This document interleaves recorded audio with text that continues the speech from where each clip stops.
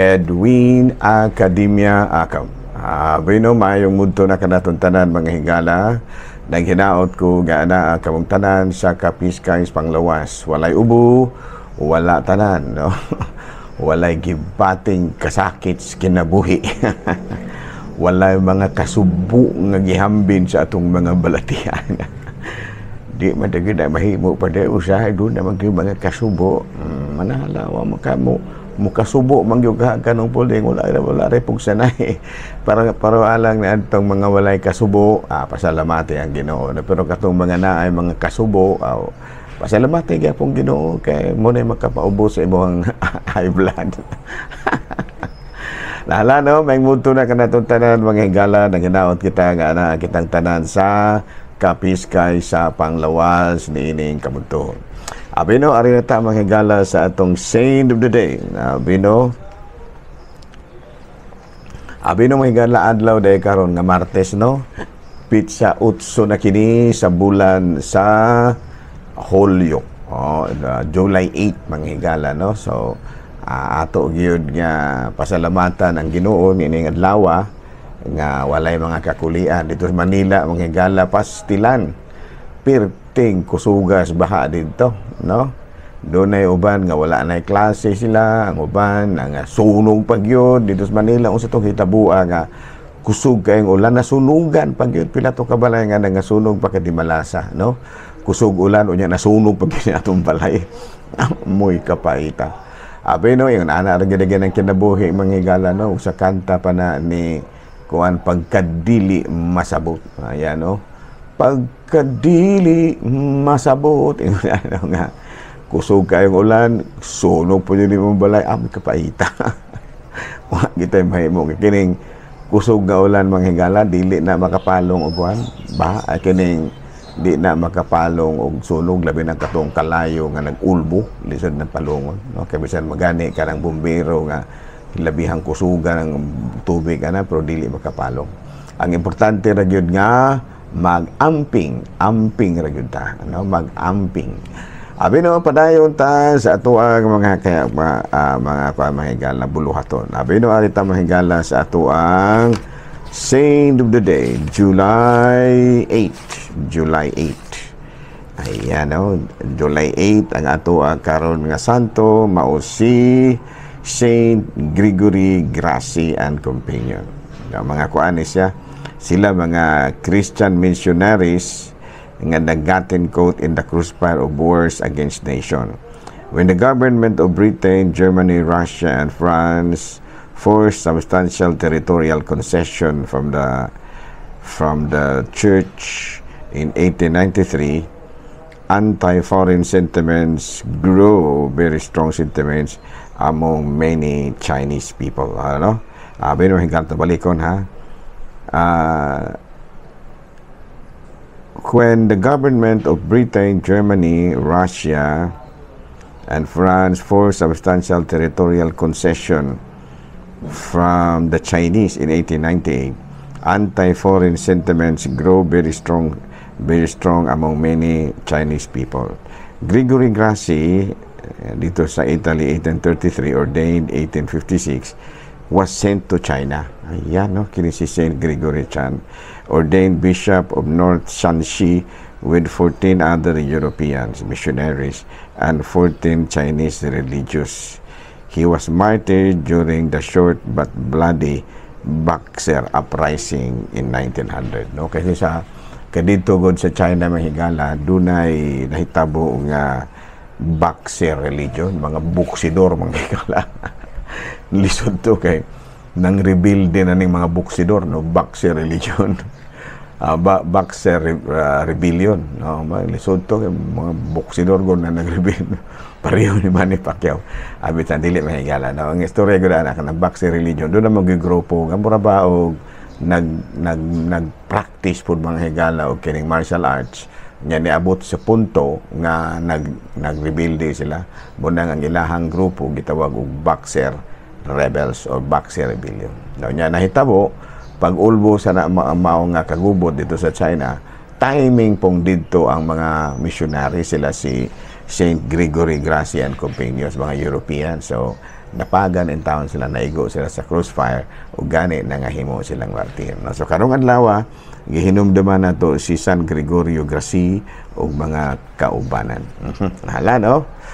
Bino aron na ta manghigala sa ato ang catechism.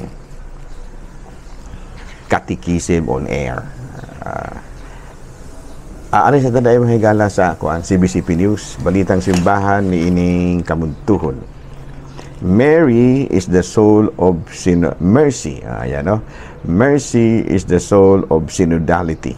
No? Makana ang gitudlo ni Bishop Siscon, no? Ngadto sa mga kaubanan niya mga obispo. Matod pa niya, ang mga kaobispuhan usahay malimot nga mga pastor po dahil sila og dili lamang mga administrator. So muna nga niingod siya nga isip mga pastor sa simbahan ato gyud nga maoy una gid nato nga tagaang pagtagad mao kining kaluoy as the soul of synodality. Balita mga higala gikan sa Vatican, Pope Leo nagkanayon in his dialogue with children, build bridges at an early age. Iya kining gisulti atol sa summer camp nga gipahigayon didto sa Vatican, no? Giingnan niya ang mga bata nga mga ni-appeal sa summer camp, build bridges at an early age. Maong kadto mga higala mga balitang simbahan ni ining kamuntuhon ug padayon kita mga higala sa atoang mga buluhaton. Abino arin na ta mga higala sa atoang catechism. Catechism na ta mga higala. Padre, ngano maning mga laing sikta nga di man sila magpasidungog kang Mama Mary. Sa bagay, doon na magud kinig yung mga laing sikta, kuan magud sila. Sola scriptura, no? Kana ba ang ilahang pagtulunan binasig yun sa Biblia. Saan ta pa kung wala sa Biblia, adi gid sila mutuan. Unya kay baton pa nila wala man sa Biblia nga pasidunggan si Mama Mary, so dili gid sila mapasidungog. Dili po nato sila mabasol kay mao man ilaha. Kaya ang ilaha gyud kung wala sa Biblia di man sila mutuo. Unya kay nangita man lagi sila og kuan kanang verse teksto sa Biblia nga giingod nga pasidunggi sa Mama Mary. Nya wala man sila kakita. Dili sila mutahon. Number 2. Matod pa nila daghan sa mga pagtulon ang Katoliko kabahin ni Mama Mary nga di gyud mabasa sa Biblia. Okay na siya. Wala na tayo problema. No? Kay sola scriptura man lagi na sila. Unya, matod pa nila, si Kristo ra gyud mao ang tigpapataliwala tali sa Dios ug sa tao. Wala nay lain, wala nay mga santos pa, ug wala nay mga wala nay mga mahal nga birhen pa. Ang ilaha nga kung gusto kang mo ngadto sa Dios, ang pagpatitiliwala, no? Dios Amahan ba? Ato pa ang ganto ka sa Dios Amahan, ang makatabang ra gyud nimo mao si Kristo mismo. Wala nay papel si Mama Mary ug mga santos. Muna ilaha. Unya nahadlok pud sila nga kana kuno magdebosyon kita sa atong mahal nga Birhen Maria. Basin ba mapalayo na noon kita kang Kristo kay mao na may atong gasaligan si Kristo ato na may atong gasaligan si Mama Mary kay kang Kristo. Nya ikatapusan basig ang ato ang pagdebosyon kang Mama Mary musangko hinuon nga magsimba na kita sa Dios. Muna ilahag mga baruganan. O sa ganito, number 1, alang kanila wala sa Biblia nga atong pasidunggan ang mga santos kalakip na si Mama Mary. Number 2, daghan sa mga pagtulon ang Katoliko kabahin ni Mama Mary di mabasa sa Biblia. Muna ilahang sulti, no? Number 3, si Kristo gyud ang mediator tali sa Dios ug sa tao, wala na lain. Number 4, basin o mapalayo na noon kita kang Mama Mary. And number 5, basig mahimong pagsimba sa Dios. Ayan, no? So muna siya ay mga gikadilian sa mga laing relihiyon. Dili ta ko nang ginaingon, dili ta makabasol nila na kay mo man gitudlo nila sa ilahang mga founder, no? Katong mga Protestant founders, no? Mo gitudlo lagi. So wala na tayo mahimo ana. Pero kita sa atong kaugalingon sa mandi ay ato ang ngano mang ato man yung gipasidunggan si Mama Mary. Of course, number 1 is tungod kay inahan siya ni Jesus. She is the mother of Jesus, no? pareho sa guna og imong inahan sa imong amigo, mag-anti pa maganita, magtiya maganita ato maganing ilhon nga atong inahan pod ang kining inahan sa atong amigo, no, magtita maganita, tita, auntie, tiya, manang ana, uban gani magmama, no, kanang amigo magmama. So natural ra gyud na, no, nga ato nga pasidunggan si Mama Mary kay inahan mangguna ni Hesus. Kinsa man na si Hesus alang kanato nga si Kristo mao man gyud ang sentro sa atong pagtuong Kristyanismo. Diha man gyud nagumikan kaniya ang mga pagtulunan ug gani ang nakasentro gyud niya ang mga pagtulunan. No, sa ato pa number one reason ngano nga ato gyud gitahod gipasidunggan si Mama Mary tungod kay inahan man na ni Hesus nga atong gipakadiyos. Klaro? So sa dahira mo pareho sa na og dili kamutahod sa kanang dili kamutahod sa inahan sa imuhang kanang amigo kay wala sa Biblia nga ipatahod na. Wa man giingon sa Biblia nga tahora ang inahan sa imuhang best friend. Ya wala man gibutang din na, so di kamutahod. Ang depende na nimo lagi pero dili siguro na mo ay basihan. No nga kinahanglan na gyud sa Biblia. Number 2, pinaagi kaniya nagpakatao si Kristo, natawo si Kristo. Sa ato pa dako kayo og papil sa Mama Mary sa kining gitawag nato og history of salvation. Kay siya diha man bulahan man siya sa babae nga tanan, no? Kay doon na giingon na bulahan ka sa mga babae nga tanan, no? Muna nga tungod na sabi nakapabulahan sa mahal nga birhen, tungod kay pinaagi kaniya na natawo si Kristo, nisugot man siya. And number 3, nahimo siyang modelo sa pagtuo o pagkamasinugtanon sa kaubuton sa Dios. No, ato ka nang mabasa sa Lucas Kapitulo 1, versikulo 38. No, uno ha, mo na siya. No, sa Mama Mary mo nahimo nga gitawag na tugsang litanan kung unsa di ay ang pagtuo o pagtuo o pagtuman sa kaubuton sa Dios. O niya matud pa sa mag-intercede po siya sama sa nahitabo gud sa kasal sa Kana, no, nga nagpatunga si Mama Mary, giingna niya ang iyang anak nga dong wala na lagi sila bino, ingon si Kristo, sagbira ma wala pa niabot akong panahon, pero niingon gud si Mama Mary nga tumana ra kung siyang gisulti.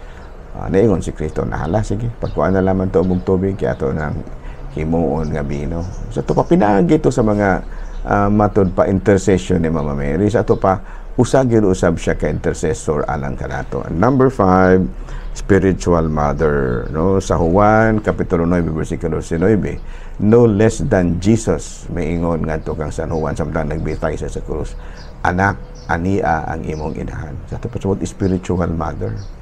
spiritual mother, subo po na atong rason ngano nga gitahod nato sa Mama Mary. Nanginaot po ta nga tahuron na po na sa mga laing relihiyon kay ato aman po ni kanang inyong rason nga dili mo motahod ni Mama Mary aw inyo po na dili pa maingong eksakto na, dili pa maingong sayop na. Amo ra nang tahuron, no comment ra mi ana. Naghidaot po mi nga kamo pong mga laing relihiyon, no comment ra po mo sa amo ang baruganan. No comment ra ta kay magtinahuray malagita sa baruganan sa usag-usa. Klaro? Sana no? So ako nang ginaingon na amoy mga rason, ang inyong rason nga no nga di mo mutahod sa mahal nga birhen tungod kay wala man nasulat sa Biblia nga tahuron siya. And number 2, daghang kay mga pagtulunan ni na kanang pagtulon ang kabayan Katoliko nga wala mabasa sa Biblia. Number 3, si Kristo ra gyud ang amo ang tahuron isip magpapataliwala. Number 4, basin kon malayo na noon tag Kristo tungod kang Mama Mary. And number 5, basig mahimo na noon ang pagsimbas Dios. Inyo na. That is yours. I don't know. Pwede ninyo nang kuhaan, pwede ninyo nang dugangan. Pero dili lagi ta makaingon nga mauna gyud na. No, kay kuan man na. Dili ta makaingon nga mauna gyud na. Kay kami mga Katoliko na amon pud may among baruganan. So mag-iyahay na lamang tao barog ug unsa pa atong baruganan. Unya magtinahuray na pud lamang ta. No, kami mutahod ba na inyong baruganan kay mao man inyo We are entitled to our own opinion. Pero kamo po, mong punotay nyo. Klaro? Klaro ba? Mura, dili ta maglalis ka na maglalis manggutaan ng mga butanga. Maglalis siguro taon saon pagpabarato sa unsaon pagpabarato sa bugas, no? Mahimong 20 pesos na lang bato pang BBM, no? Maglalis siguro ta og unsa atong baruganan kabahin sa politika. Pero kabahin sa pag Ginoo di lang ta maglalis kay magtinahuray matakon unsay ato ang pagtuo sa Dios. Pwede tang maglalis kabahin sa ubang butang, ayaw lang ng kabahin sa pag Ginoo kay tagsa-tagsa man tagi barugan sa ato mga pagtulunan. Maglalis ta pwede anang impeachment ba? O yun ka ba ng impeachment o dili? Maglalis ta na. O yun ka ba nga ibalik ang death penalty o dili? Ano? O yun ka ba ng divorce o dili divorce? Okay na, maglalis ta na. Pero kabahin as baruganan sa pagtuo nato, labi na gayon sa pagsimba nato sa Ginoo, uban pang pagtulunan, dili lamang ta. Klaro? Klaro di lamang ta kay counterproductive na sa atong pagkakristohanon, no? Correct me if I'm wrong, dili man ko kumplito, masayop man pud ko. So muna inyong pagtan-aw nako sa akong gisulti karon sayop, watay mahimo ana, amo man na. Klaro, umi asep na may gisulti pareha ka. Di sa tay mahimo ana. Watay mahimo ana, di man kamutuo. Ang ako ara nga nipadayag ra pud mga Katoliko kung unsa nga mo ang gibarugan kabahin ni Mama Mary. Daghang salamat ug maayong mudto Pilipinas.